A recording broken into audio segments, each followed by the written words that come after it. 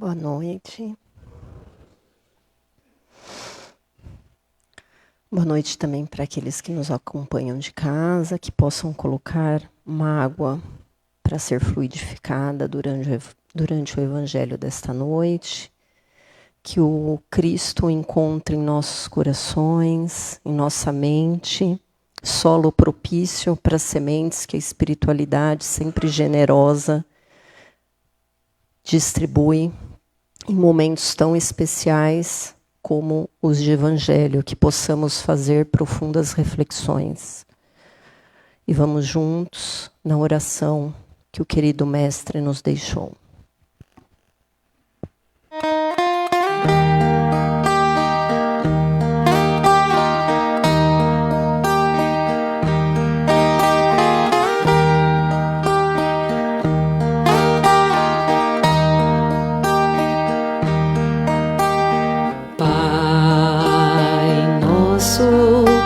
Estás no céu, santificado seja o teu nome. Venha a nós o teu reino e seja feita a tua vontade.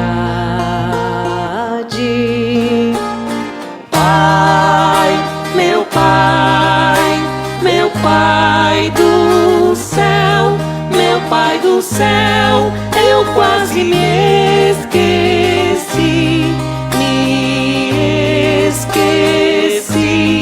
que o teu amor vela por mim,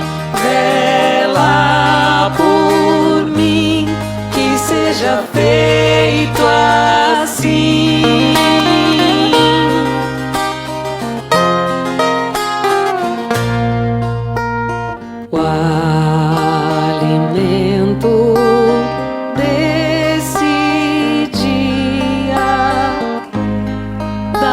Agora e sempre, perdoai as nossas ofensas de um modo maior com que perdoamos.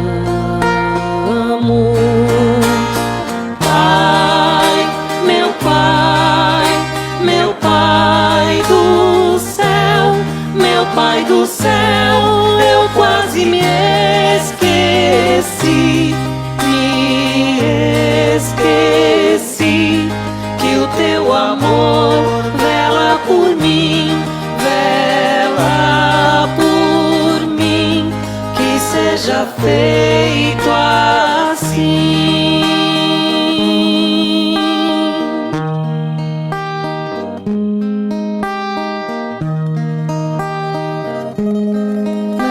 Deixeis cair em tentação, mas livrai-nos de todo mal.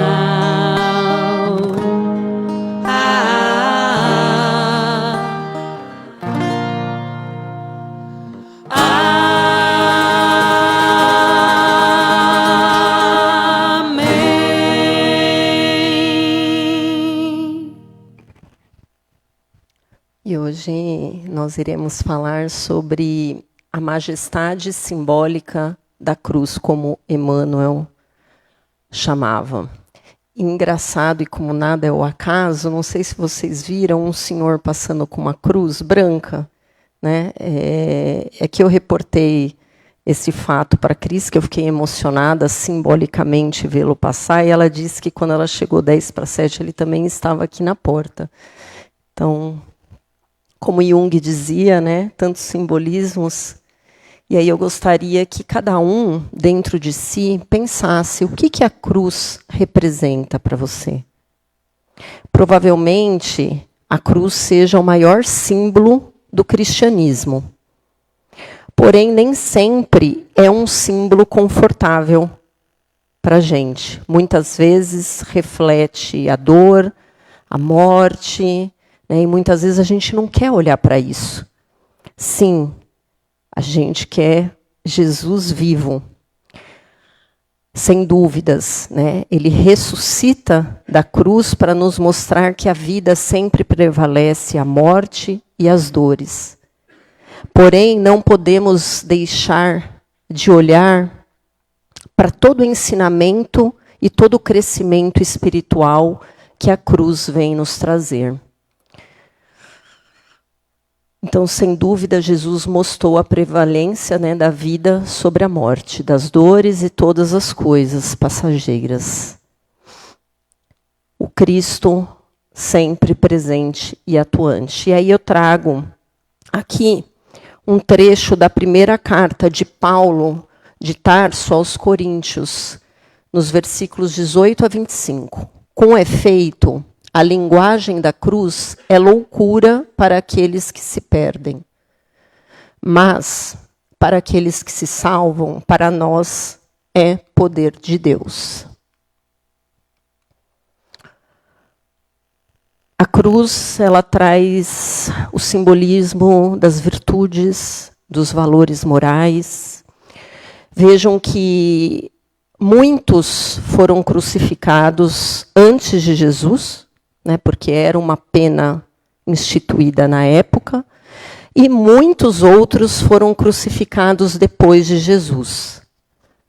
Mas nenhuma cruz se assemelha a de Jesus. E Emmanuel nos lembra que isto se dá pelo sentimento o qual Jesus vivenciou todo o processo. Então, Emmanuel nos lembra que Jesus vivenciou com humildade extrema em todos os momentos. Ele aceitou aquilo que ele precisava passar. Até porque sabia que ninguém passa por algo sem a permissão do Pai. De um Pai amoroso, justo e misericordioso. Jesus não precisava passar por ele. Ele não tinha essa necessidade.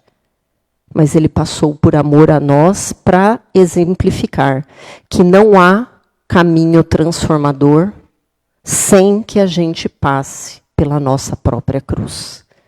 Então, Jesus vive com perdão incondicional e irrestrito, né, com aquela passagem tão profunda de quando ele está ali, na cruz, e ele diz: Pai, perdoa-lhes, eles não sabem o que fazem. Amor infinito por cada um de nós. Compreensão plena. Ele conseguia compreender a nossa ignorância e as trevas que ainda existem dentro de nós mesmos. E resignação. Ele não resiste, ele não se revolta, ele não se indigna. Fidelidade à vontade do Pai. Ele disse, né, Pai, se for possível afastar esse cálice de mim, se não, me dê forças para que eu possa passar com integridade. Disposição de sacrificar-se por cada um de nós. Então, quanto que a gente vive, de fato, a mensagem da cruz? Porque a cruz é o Evangelho. Será que a gente vive o Evangelho ou será que a gente ainda só fala do Cristo? Mas quando chega a hora de vivenciar a nossa própria cruz, a gente se distancia da gente mesmo e daquilo que precisamos passar. Então, quanto que nos dispomos ao sacrifício pelo outro? Quanto, apesar das nossas dores, não nos entregamos à revolta e guardamos a esperança? Quanto, apesar das dificuldades, mantemo-nos fiéis a Deus? Quanto conservamos a humildade, mesmo quando nos sentimos humilhados? Quanto estamos dispostos a perdoar irrestritamente quando caluniados e injustiçados? Perdoai 70 vezes 7. quanto decidimos amar mesmo frente à ingratidão. Quantas vezes, né, frente a uma injustiça, a primeira coisa que a gente fica é pensando como que a gente vai fazer para revidar. Às vezes até de forma sutil, né, fechando a fisionomia, ficando mal-humorado, dando aquelas cutucadinhas, aquelas alfinetadas, ficando, às vezes, alguns meses sem dialogar, ficando monossilábicos, né? Quando sofremos uma ingratidão, quantas vezes a gente diz, não quero mais saber dessa pessoa, chega, cansei, basta. E a gente esquece que amar é uma decisão contínua. Muitas vezes, de fato, tem relacionamentos que naquele momento nós não estamos ainda prontos e preparados para o cultivo. E às vezes o afastamento é uma decisão de amor. Às vezes é necessário. Às vezes faz parte da cruz. Até que a gente consiga aprender a amar. Não de uma forma adoecida, mas de uma forma que respeita o outro pelo que ele é. Que aceita o livre-arbítrio do outro, ainda que ele não queira se modificar.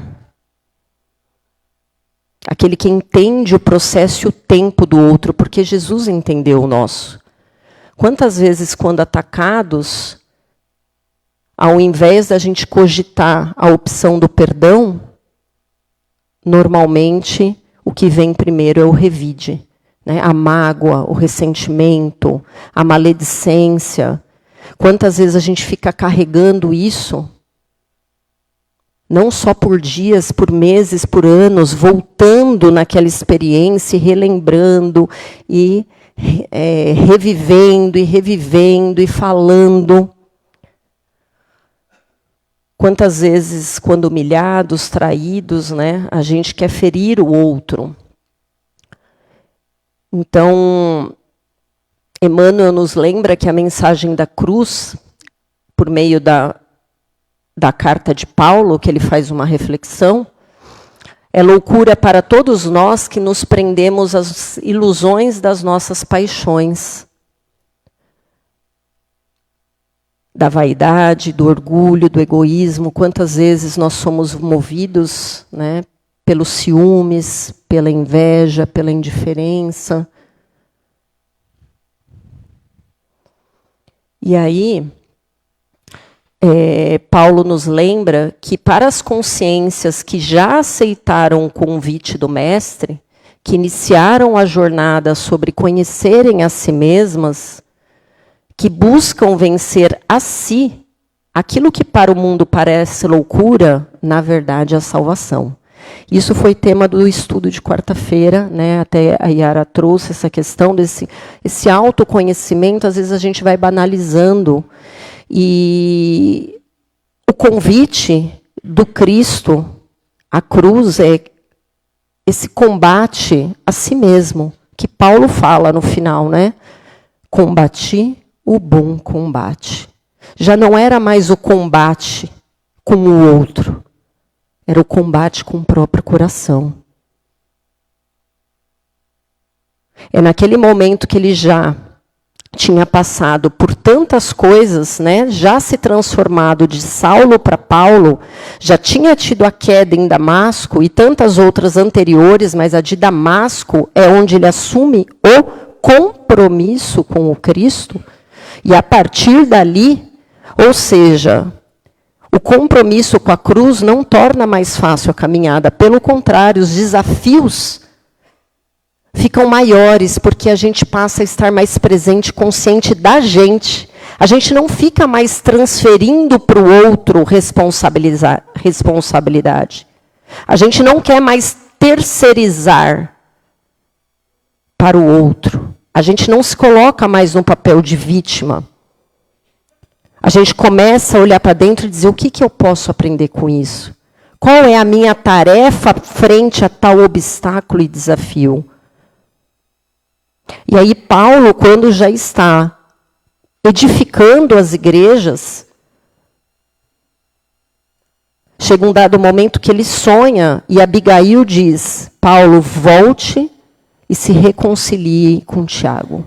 Então veja, ele estava fora, edificando a igreja, foi aquele que mais disseminou o cristianismo, quase que um antagonismo ao maior perseguidor do cristianismo enquanto Saulo.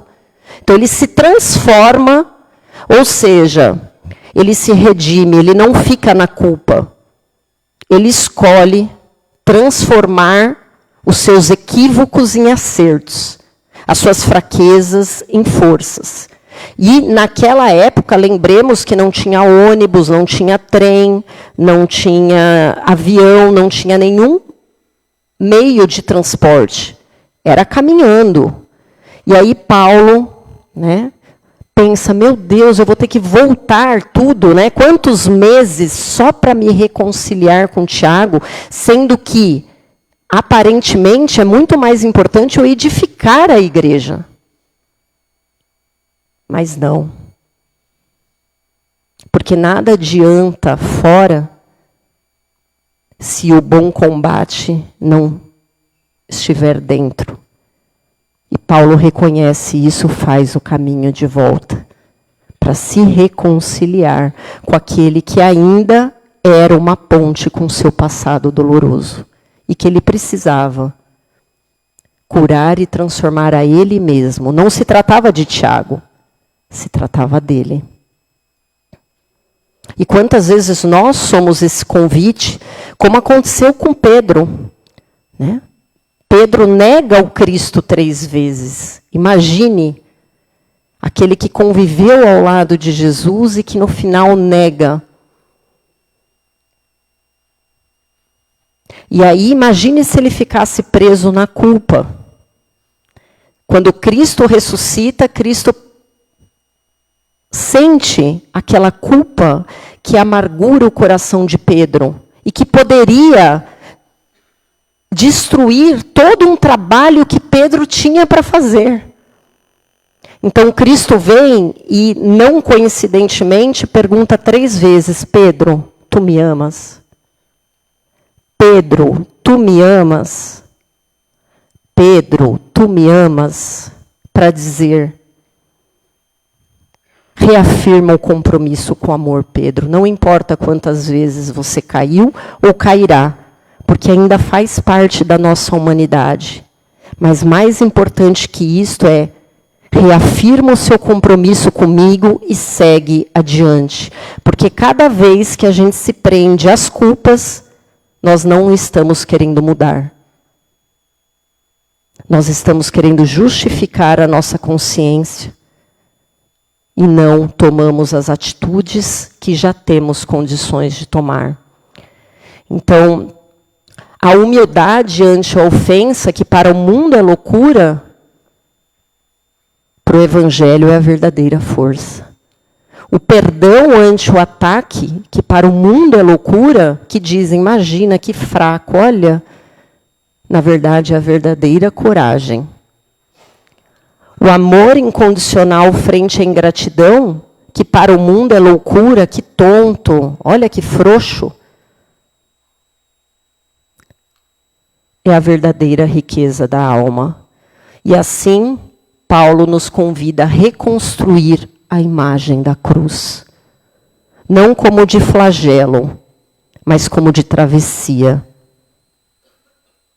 Como de ressurreição, como uma nova oportunidade para que a gente possa fazer surgir um novo homem e a nova mulher.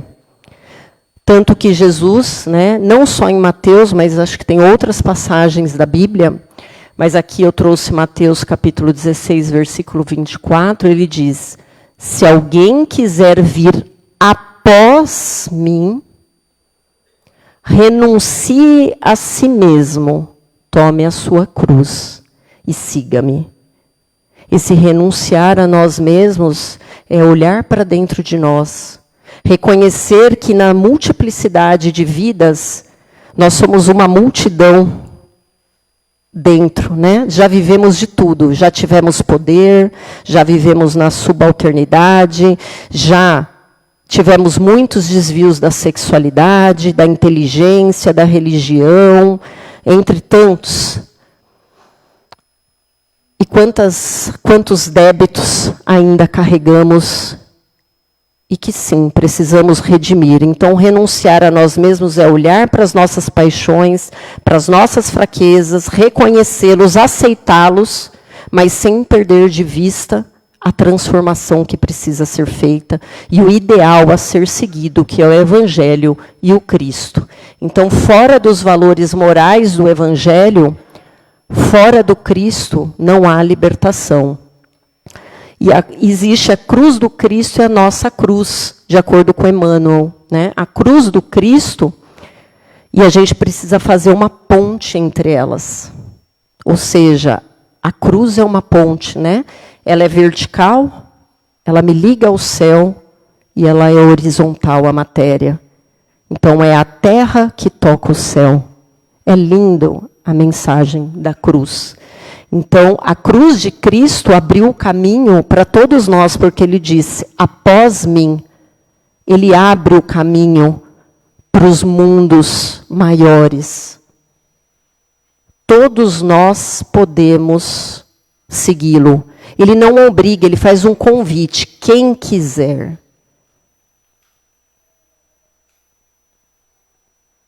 Mas quando a gente começa a entender um pouquinho que não há outro caminho que não seja esse, a gente começa a pelo menos ter uma certa lucidez de começar a querer tomar a nossa cruz, né?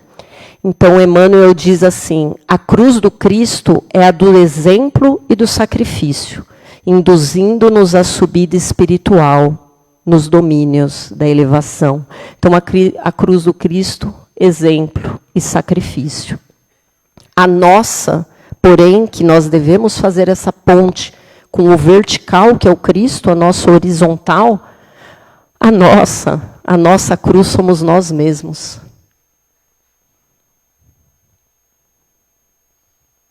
São todos os nossos débitos do passado, débitos que nós escolhemos, que nós construímos, dores que nós optamos, porque não aceitamos as leis divinas, porque vivemos em desarmonia à lei maior do amor, porque nos distanciamos da lei do amor, porque como filhos pródigos, nos distanciamos do Pai que permanece de braços abertos, nos convidando ao retorno, mas a decisão é nossa. O convite está feito. Então, carregar-nos com as imperfeições e dívidas que inadvertidamente acumulamos. Entretanto, agradecendo e abençoando a lixívia de suor e pranto no resgate, ou na tribulação com que as extirparemos. Suor e pranto. Não é muito fácil, né, a gente pensar em suor e pranto, porque a gente tenta fugir, né? Seja do suor, que é por meio do trabalho, do esforço digno, seja do pranto, que muitas vezes vem com sofrimento, mas com sofrimento que nos lapida. Aqui a gente não está para cultuar o sofrimento e nem dizer que devemos viver no sofrimento, jamais. Todos nós já temos o caminho do amor como diretiva. Mas ainda o sofrimento, muitas vezes, é necessário a nossa lapidação. Meimei dizia que a lágrima na provação é o suor que nos purifica. E o suor no trabalho é a lágrima que nos aperfeiçoa. E muitas vezes o que nos distancia do nosso caminho não é nem tanto as experiências que a gente vive, mas é o nosso orgulho ferido. Porque a gente não quer redimir, a gente não quer reparar. A gente quer as soluções prontas, a gente quer a cura, mas não quer tomar o remédio amargo. A gente quer a solução, mas não quer fazer o que já sabemos que devemos fazer. Cada espírito renasce com a cruz que lhe é própria, segundo as necessidades da própria alma. Queixas e revoltas apenas aumentam o peso do madeiro. Então, enquanto a gente insistir em resistir, Jung já dizia, né, aquilo que resiste, persiste. Mas aquilo que aceitamos, transforma-se.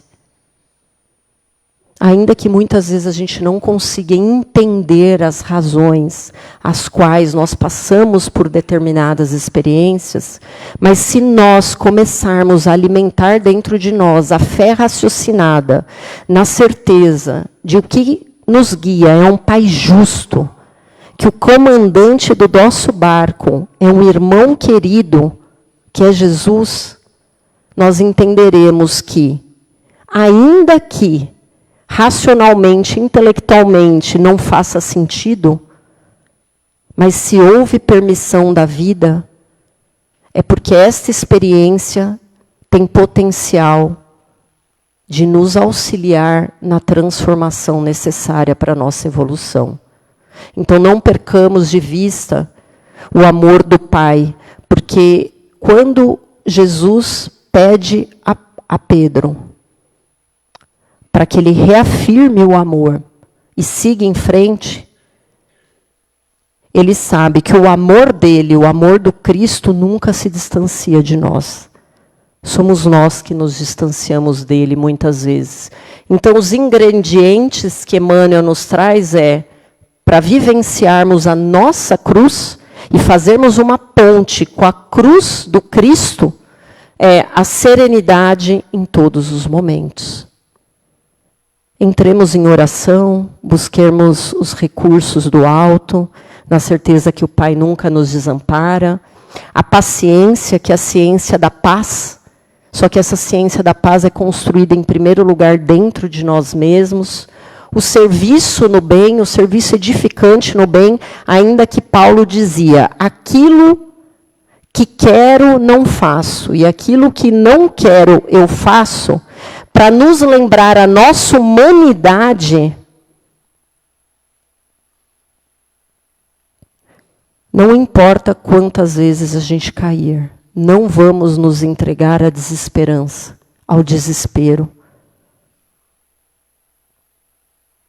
Reanimemos o nosso compromisso com Cristo e a certeza que não estamos sozinhos. E um passinho por vez, vamos trabalhando na edificação interna, a serviço da vida e a serviço do bem. E a abnegação, né? Abrir mão. Aliás, tem uma questão no Livro dos Espíritos que pergunta-se aos espíritos, né, o caminho para que realmente a gente possa transformar a nós mesmos aqui, e a resposta é a abnegação. Então, que a gente possa, muitas vezes, que é negar a si mesmo, né? Abnegação, negar a mim, negar as minhas paixões, as minhas fraquezas.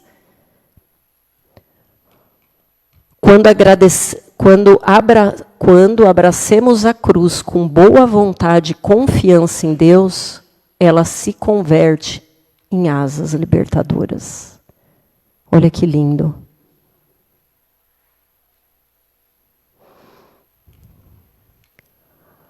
A cruz, assim como o deserto, não é destino, e sim travessia necessária. Que possamos sair dessa noite reflexivos, que possamos reconstruir internamente o simbolismo da cruz, não como flagelo, mas como oportunidade de autotransformação, e que possamos usar os 4 ingredientes, né? O serviço no bem, a paciência, a serenidade, a abnegação, pedindo auxílio do alto, do nosso querido irmão Jesus, dos amigos espirituais, a nos auxiliarem nos tempos chegados, nos tempos de transição, a que todos nós estamos tendo a grande oportunidade de vivenciar. Então, ao invés de maldizer a cruz, a nossa cruz, que nós mesmos construímos, que nós possamos bendizê-la. E com muito esforço, com muita dedicação, perseverança, a gente confie no processo da vida.